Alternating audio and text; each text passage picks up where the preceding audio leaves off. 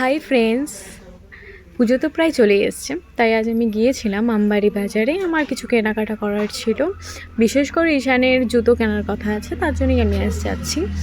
আমি গিয়েছিলাম মা, মাসি, দিদি আর মামির সাথে, সবাই একসাথেই গিয়েছিলাম। ঈশান যে টোটোতে দুষ্টুমি করছিল, যেতে যেতে দেখি আমবাড়ি বাজারে গিয়ে দেখি প্রচণ্ড পরিমাণে ভিড়, কিছু বলার নেই। ভিড় তো থাকবেই, পুজো বলে কথা। তো আমরা ফার্স্টে কুর্তি দেখছিলাম, কুর্তি পছন্দ তেমন হচ্ছিল না। তো কুর্তি জুতো দেখার পরে ঈশানের জন্য জাস্ট একটা জুতো কিনেছি। আর এত ভিড়ে ঈশান এত বিরক্ত করছিল, তাই কিছু কিনতেই পারিনি।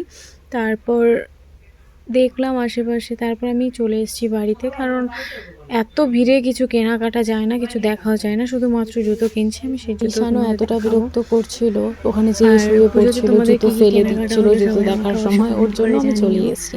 ওখানে আর থাকলে মা ছিল, সেখানে বাজার টাজার করে চলে এসেছিলো। আর আমি শুধুমাত্র ঈশানে একটা জুতো কিনে বাড়ি চলে এসেছি।